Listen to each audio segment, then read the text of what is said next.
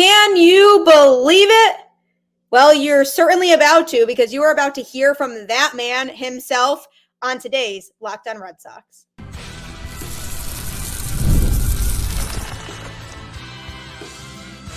You are Locked On Red Sox, your daily Boston Red Sox podcast. Part of the Locked On Podcast Network, your team every day. Hello and welcome to Locked On Red Sox, your daily Boston Red Sox podcast, part of the Locked On Podcast Network, your team every day.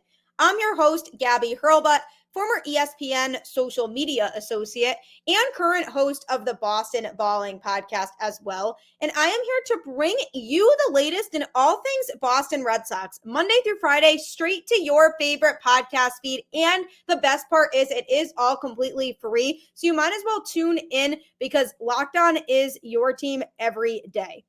Today's episode is brought to you by FanDuel. You can start the season with a big return on FanDuel. New customers can place a $5 bet and you'll get started with $150 in bonus bets if you win your first $5 bet. Visit FanDuel.com to get started. And I'm going to be telling you a little bit more about that later on the show. But I am so excited for today's show because legendary 42-year Red Sox radio voice Joe Castiglione will be joining me here on the show momentarily to talk about his super decorative career covering Red Sox games. What was it like covering the curse? What was it like covering 2004 and beyond? We're going to talk about it all on today's show. And here I am with Joe Castiglione himself. Definitely, first of all, just wanted to congratulate you on retirement and an absolutely incredible career. You totally deserve it. And I hope you've been able to relax in your time since the Red Sox ended their season. Well, thank you. It seems like the off season to me. In fact, I did an event yesterday for the Red Sox over at JetBlue Park here in Fort Myers. And we'll have a few others along the way. Haven't finalized the schedule yet, but it's nice to be able to make your own schedule. Yeah, absolutely. I'm sure that's really nice with the flexibility and all of that too. But obviously, your career was filled with so many different experiences along the way and so many different types of Red Sox baseball that you got to experience. And when you first started broadcasting Red Sox games, I mean, they were struggling. They were in the middle of this curse, seemingly not being able to win the World Series, and the fans were just really hungry for a championship. So what was that experience like of covering that team in those days of baseball when Red Sox fans were just kind of losing hope and seeing a championship ever with this team? Well, I came from the Cleveland Indians, and we were always hoping to finish 500 or better, not contending. So at first it took me a little while, even though I'm a New Englander, to understand the woe is me nature, because the Red Sox had a chance to win every year. And when I was in Cleveland, we had no chance to win. So I think that sort of tempered my experience a little bit. And I got to understand why fans had to tell you where they were when Bucky Dent hit the home run and that sort of thing.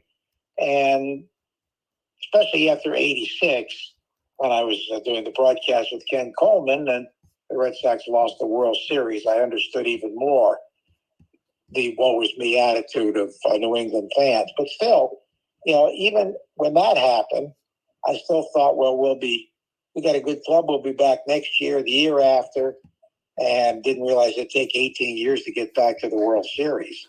But I think that, my experience before coming to Boston helped me understand a little bit more the frustration of the fans.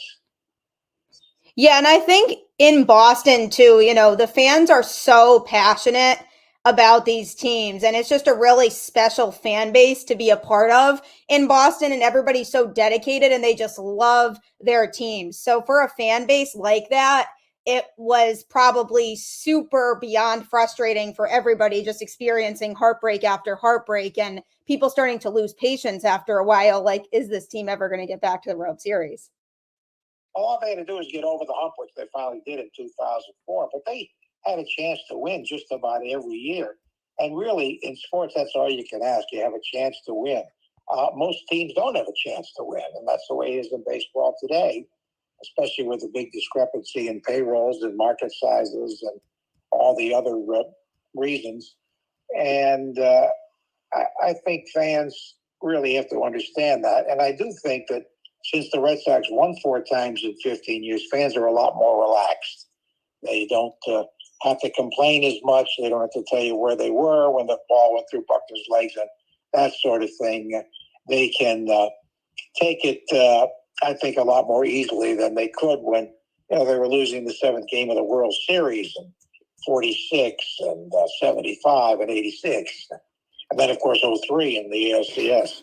Mm-hmm. Yeah, if they knew what the future was going to hold at that time, it would be obviously a different reaction towards those events that took place that are so memorable for Boston fans now. And, that 2004 season, that was just a special team that really felt destined to win. And I just finished watching the documentary on Netflix. I want to watch the whole thing again because I absolutely loved it. And there were just so many special moments about that season.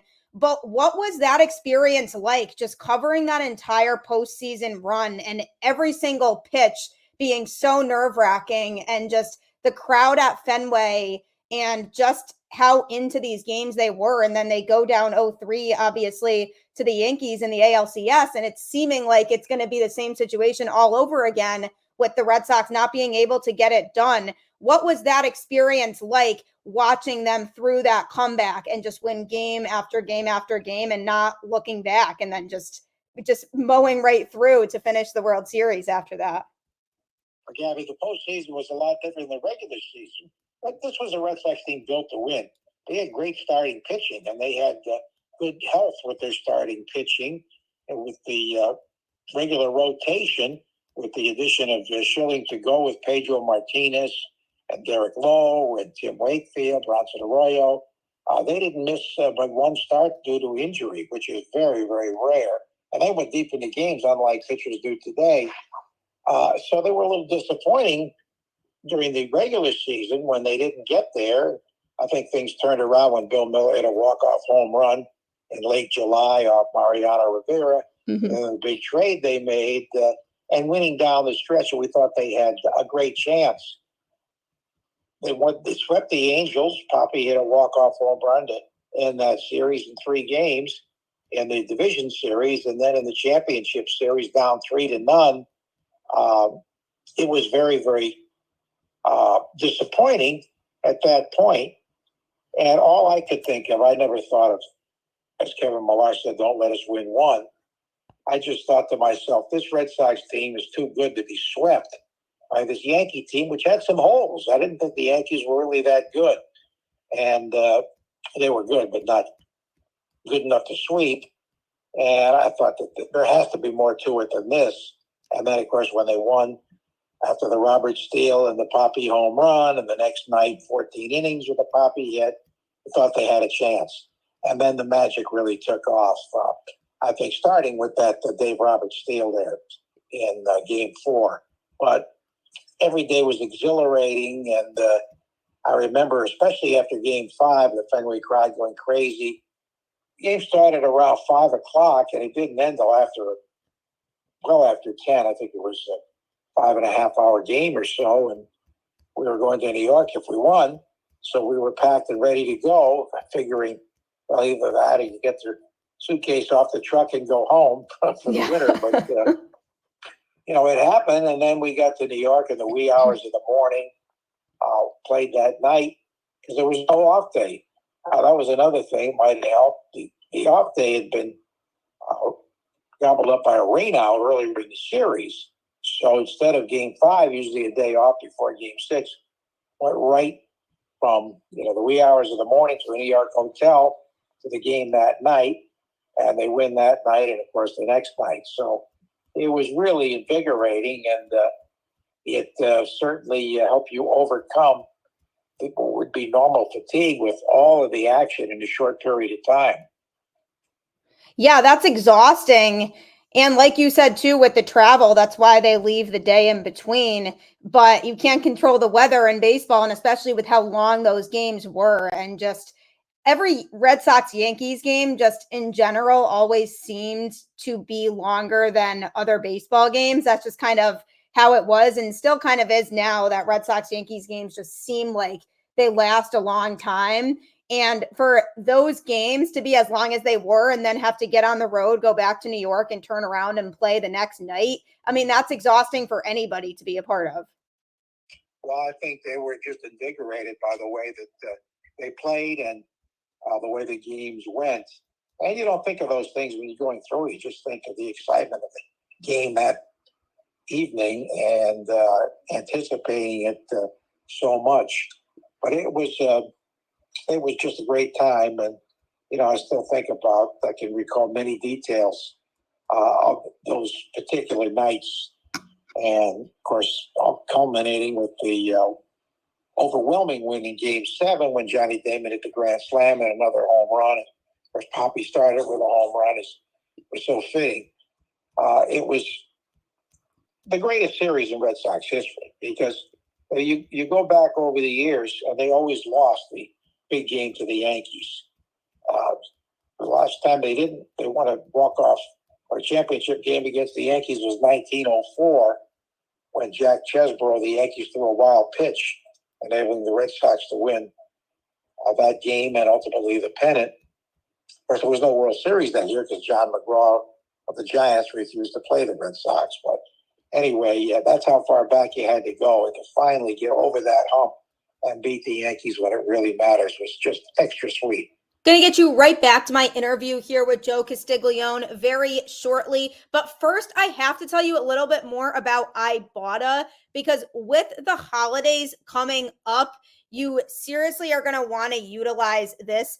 Big holidays mean big family get-togethers. So gather your loved ones and enjoy all of the holiday traditions you cherish with the help of cashback from Ibata. This month, Ibata is giving new users 100% cash back on your Thanksgiving feast. Just add the offers in the app to redeem for everything you need to make your Thanksgiving feast complete. All you have to do is shop at your favorite retailers and upload your receipt. You can also earn cash back on hundreds of online brands and retailers too when you start with Ibata, including Lowe's, Macy's, Sephora, Best Buy, and more. Download the Ibata app now and use code LOCKEDONMLB to get 100% cash back on your Thanksgiving feast starting November 1st. Just go to the App Store or Google Play Store and download the free Ibata app and use code LOCKEDONMLB. That's IBOTTA in the Google Play or App Store and use code LOCKEDONMLB. This is huge for all of that holiday shopping. So make sure that you take advantage of Ibata because you won't regret it. You also should be taking advantage of FanDuel. Get ready to tackle the NFL action with FanDuel, America's #1 sportsbook. Because right now, new customers can bet $5 to get $150 in bonus bets if you win. The FanDuel Sportsbook app gives you everything you need to place live bets on the NFL, all in one place. So when you get a hunch in the middle of the game, you can check out the latest stats, view live play-by-play, and so much more on the same page where you place your bets. Just visit FanDuel.com to join today. You'll get started with $150 in bonus bets if you win your first $5 bet. That's FanDuel.com. Never waste a hunch and make every moment more with FanDuel, an official sportsbook partner of the NFL. FanDuel is a great way to make lots of money quickly. I'm telling you, my husband does it all the time, and it's an absolute game changer. So don't waste another second to check out the app. Back here with Joe Castiglione, legendary Red Sox broadcaster for 42 seasons. they still had that pain from 03 that they were feeling. And I'm sure everybody in their heads was saying, we don't want to do this again. We don't want it to be the same result as it was last year. And these guys just had that no quit attitude. And the more they started winning games, once they won one and your hopes started going up a little bit more, then it started to feel more and more like they actually could do it. And then once they forced that series into a game 7, it almost felt like they just weren't going to lose. It almost felt like they just weren't meant to lose at that point because they had already become the first team to force a game 7 after going down 0-3. So by then I felt like I just don't see a possible way that they lose this game 7 now. But they have all the momentum on their side now too. Well, they did, but you have to remember Red Sox history, so you're never sure of anything. Yeah, no, you're really not, but you really don't know. And that's why everybody was still on the edge of their seats for every single pitch. But with the way they came out and played in game 7, they, at that point, they were just ready for it. They were like, this is our series to take. And they went out there and they got the job done. And I feel like it would have been so cool to just be in the locker room and just experience what that whole mentality was like for those players and the difference after game 3 versus after they won game 7 and even in between all the other games they started to win. I would have loved to experience firsthand those players and everybody involved in the Red Sox organization just day after day when they started to chip away in that series. Well, certainly that was true, and it was just so invigorating, the whole thing. I didn't go to the clubhouse after they lost 19-8. I just went home. Yeah, I mean, yeah. There's more to it. Is this all there is? No, there's a lot more. But, I think I started to believe after game 5 when they won in 14 innings and we were going back to New York. And I remember being on the bus waiting to leave because we charted to Newark, and just how exhilarating it was, even though you'd been on the air for over 6 hours when you include the pre and post that night, and the team had been on the field for so long. And that's when I think I really started to figure they had a chance. And then, of course, a couple of umpires' calls were turned around in game 6, thanks to Joe West. This was before replay, which was so pivotal. And then, game 7, right off the bat, I mean, Poppy gets a home run in the first inning. Johnny Damon, it's a grand slam in the second inning. Eric Lowe on 2 days rest. Those 6 brilliant innings. He wasn't even supposed to start in that postseason because he had struggled down the stretch. And turns out he won the clinching game in all 3 series, division, championship, and the World Series. So it was amazing. Yeah, it really was. And when you needed these guys to step up, they stepped up and they did it. And it was just such a special year. And obviously the Red Sox, like you mentioned before, have had more success since then, since we've been able to, after 2004, see them win 3 more championships in that time. And there's just something special about being a Red Sox fan right now that I know people have been frustrated over the last few seasons with how things have gone for the Red Sox, because now people, expect success and they want to see this team be a contender every year. So what do you think they need to do this offseason to get themselves back to being in the playoff conversation in 2025? Well, Gary, they need more starting pitching first and foremost. They have to rebuild the bullpen too, depending on the free agency situation, at least the back end of the bullpen with Jansen and Martin eligible for free agency. But they do need a real dependable number 1 starter and maybe a number 2 starter as well. They've got some good arms in that rotation in certainly Tanner Houck. And I think Garrett Whitlock, was just with him this week. And I think he's down at Fort Myers where he now lives. He works out every day. And he said he's 100% ready to go. Remember how good he was before all the injuries when they got him in 2021 at the Rule 5. So I think they do have some arms, but they need something at the top of the rotation. And there's a need for some more right-hand bat power. but probably more than anything, better defense. You just can't give teams extra outs. We saw that clearly in the World Series when the Yankees gave the Dodgers 6 outs in that one inning of the fifth game of the World Series. You just can't do that. You're going to get burned with big league teams. So I think they have to play better defense. And if they get a healthy Trevor Story back, that will go a long way in solving their problems, because they've really missed his glove as well as his bat and, of course, his speed, but especially his glove at shortstop over the last couple of years with the injuries. Yeah, I actually talked about this a lot on my show the other day. The defense is definitely something that was a huge problem, especially in the infield. And Trevor Story being there would have made that situation a lot better. And I kept saying that throughout the season this year. I said it's such a bummer that Trevor Story isn't playing right now, because this infield defense would feel a lot cleaner with him out there. And, another situation that was going to be a question mark going into this offseason was, what were they going to do about Tyler O'Neill? Was he somebody that they were interested in bringing back? Because he did provide some right-handed power in the lineup. So that's something that they need to seriously address, this offseason too, is finding that replacement for him in the lineup, just because they have such a lefty-heavy lineup right now. Well, they do. They do need a right-hand bat. They also need that right-hand hitter to be healthy and, play 130 to 140 games. So there's work to do. And I think I'm confident that Craig Breslow, with his brilliance and especially with his playing experience, will help provide that. He knows what's needed. I'm going to get you right back to that, but Robinhood is the place for you for all things when it comes to saving up money for later on in life. With Robinhood Gold, you don't need a silver spoon to eat up the financial flavors of the 1%. Robinhood Gold allows others to get the rates and perks usually reserved for the high society.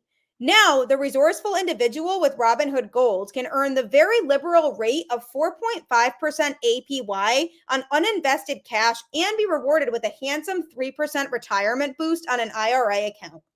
Robinhood Gold provides the privileges of a high net worth for any net worth. These generous benefits are now available for only $5 a month. The new gold standard is here with Robinhood Gold. Sign up at robinhood.com/gold. Terms apply. For product-specific disclosures, visit robinhood.com/gold. Investing involves risk. Rate may change. Gold membership is offered by Robinhood Gold, LLC. Robinhood Gold is so worth it, especially if you're like me and want to make sure you plan ahead for later on in life. So make sure that you take advantage of that. Back here with Joe Castiglione, where I am having the absolute pleasure of interviewing the legendary 42-year Red Sox radio play-by-play voice.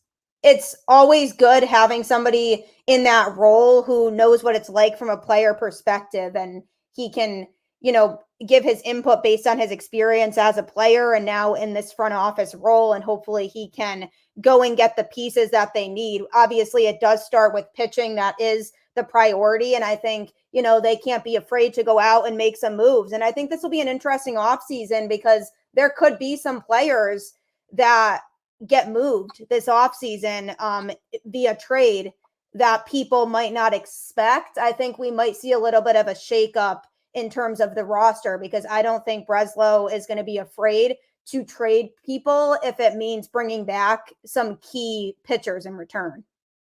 I think one big plus they have is the depth in the farm system of real quality players who project to do very well as big leaguers. Of course, just projections. You never know till you get there and succeed. But I think they do have some people they can trade, prospect types, to get some pitching. And whether it's getting a blossoming starter from another team or an established pitcher, that takes a lot of creativity, and it takes two to make a deal. So that'll be interesting to see how it goes. And of course, there's the free agency route as well, which is always risky with pitchers because of the injury factors. I'll be getting Lucas Giolito back, and hopefully, he never did throw a pitch for the Red Sox this year, but we understand he's ready to go. So they have a lot of choices, but I think they need more. And they'll make it happen. They will come to camp, I think, with more pitching depth than they've had, and hopefully more talent at the top of the rotation. Yeah, I really hope so, for sure. The top of the rotation is key, and the bullpen shakeup, like you mentioned. I am interested in seeing Liam Hendricks come back and how he performs with this Red Sox team too, because he could be a key piece out of that bullpen as well. And I am excited for Garrett Whitlock too, who you mentioned before. Hopefully he's able to stay healthy and can contribute, because I really like his stuff and what he brings to the table. It's just a matter of, can he stay healthy? Because I do think he has a lot of talent that he can contribute. And I think getting, a reliable piece at the top of the rotation that can eat innings is going to be key for this Red Sox team, especially because, they are in a good division. And you look at teams like the Yankees and the Orioles, and the Red Sox obviously want to be back to where those teams are. And it'll be interesting to see how they navigate the offseason situation in that regard. But I did have another question having to do with the Yankees, speaking of, them being in the World Series this year and playing a very good Dodgers team. And the Red Sox-Yankees rivalry was so strong, and we talked a lot about how strong it was in 2004. The players just really would go at it and genuinely just disliked each other. But I feel like the rivalry has diminished over time since then, and isn't as strong, especially from a player standpoint, as it was back then. So why do you think that is? Like, what do you think has kind of changed over the years in that regard? Well, it ebbs and flows with how competitive the teams are. When they're both very good, then it's much more intense. We had some periods where neither was real good in the early 90s, and it waned then. Of late, I think it's pretty much status quo. It really hasn't been as passionate, but probably because the teams weren't vying for a division crown. When that happens, I think it's a lot more intense than if they ever meet in postseason. That's the case. But it'll be back. I think, it takes players, too. Players don't really understand it until they live it. And I don't think in the late mid-90s it wasn't that strong. Then, you had the rivalries. You had A-Rod, that situation where the Red Sox were going to sign him until the Players Association got involved. And then he goes to the Yankees. And, of course, some of the unfortunate things that he was in the middle of contribute to that. And there were so many different reasons. And 03 was a big reason after the Aaron Boone walk-off. And that was really helped bring the whole situation to a boil. And it'll be back again when both teams are at the top of the heap.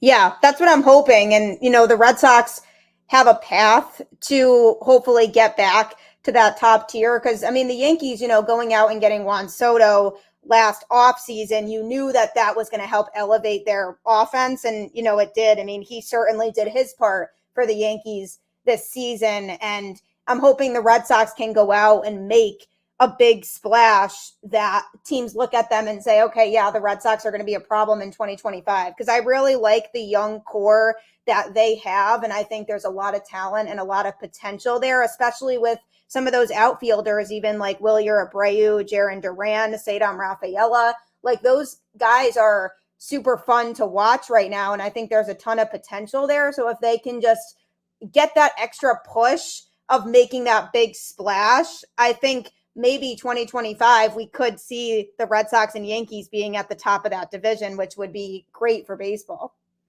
Yeah, I don't see any reason why it can't happen. They've got some really good young talent coming along, Roman Anthony and Marcelo Meyer and that group, Teal the catcher and Campbell, who can really hit. There's a lot of talent there. They may or may not be ready this year. Probably all four won't, but even if there are contributions, it's going to be a big plus. And I think that they can go a long way. They're definitely on the upswing with their prospects, as they were if you go back to 2016, 17, when they were coming up with Mookie Betts and Jackie Bradley and Benintendi and that group, which certainly culminated the 18 World Championship and 119 wins. They might be able to follow a similar path with these youngsters to blend in with some of the veterans like Rafi. And Rafi's got to stay healthy. He was hurt much of the year with that shoulder that really affected his swing and his defense. So there are a lot of reasons, I think, to be very confident about this upcoming season with some additions. And I think if they improve the starting pitching, the bullpen will be better because the bullpen wears down. The starters don't go deep enough. The bullpen wears down, and we saw that in the second half.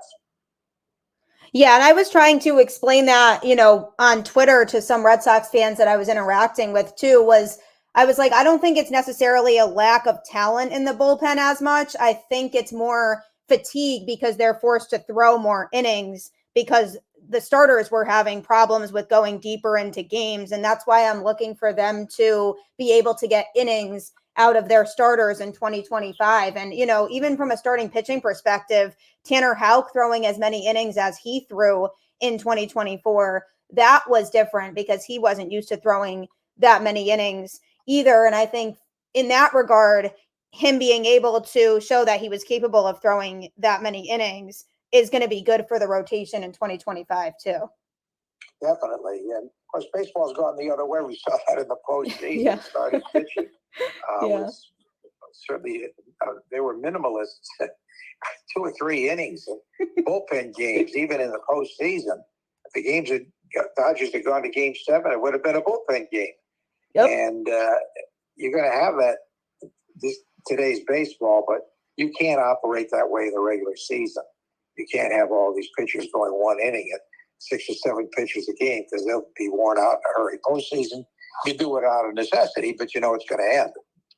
Yeah. During the regular season, it's too long of a season to be able to expect your pitchers to do that frequently and be able to maintain that level of consistency that you need from them. So they really do need innings in 2025. And hopefully Craig Breslow is able to make the moves that they need to get them back into that contending spot to where Red Sox fans hold their expectations now of being able to see a playoff team. And these guys definitely want to win. I think it's a group of guys that want to win. And there were a lot of frustrations this past year, especially because of injuries playing a big part in that and things just not going right for them. So hopefully things go better for them in 2025. But before I let you go, what would you say was your favorite part about broadcasting the Boston Red Sox for all these years? Well, I think 2 things would be the relationship with players.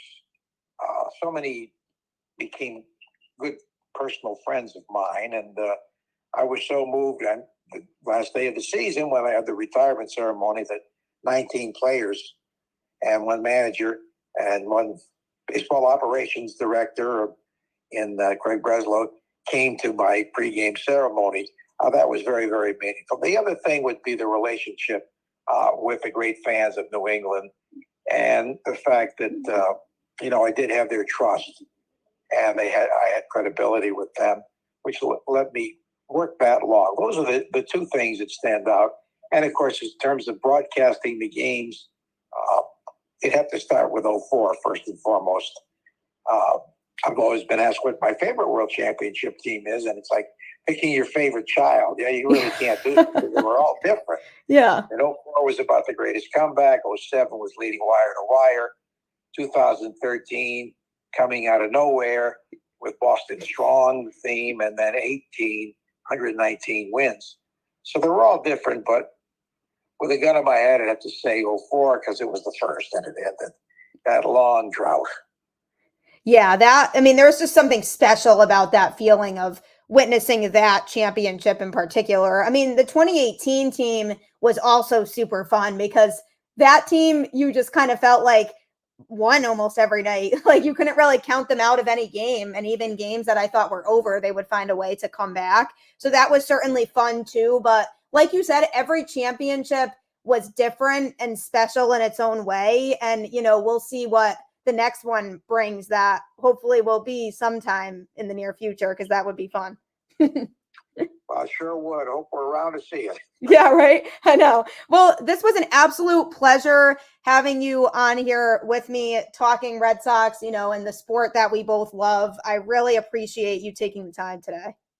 Oh, thank you very much, Gabby. Great to be with you, and certainly respect your knowledge of the game and wish you the best. Thank you so much. I hope you have a fantastic rest of your day and weekend, and that you're able to enjoy your retirement and be able to get some relaxation in. There you have it, everybody. I hope you enjoyed my interview with legendary Boston Red Sox 42-year radio play-by-play voice, Joe Castiglione. And now that you've listened to that, make sure you check out Locked On MLB next with baseball guru Sully, aka Paul Sullivan, who brings a daily blend of humor and baseball, keeping you updated on every rumor and story throughout the offseason. You can find Locked On MLB on YouTube or wherever you listen to podcasts. This is a great time of year to listen to Locked On MLB if you haven't yet, because Sully will make sure you're up to date on all the moves that teams are hopefully going to start to make here as we get into what should be the exciting part of the offseason. So make sure you check him out right after this show. As always, I will leave you with a keep the faith, go Red Sox. One, can you believe it? And I'll catch you on the flip side.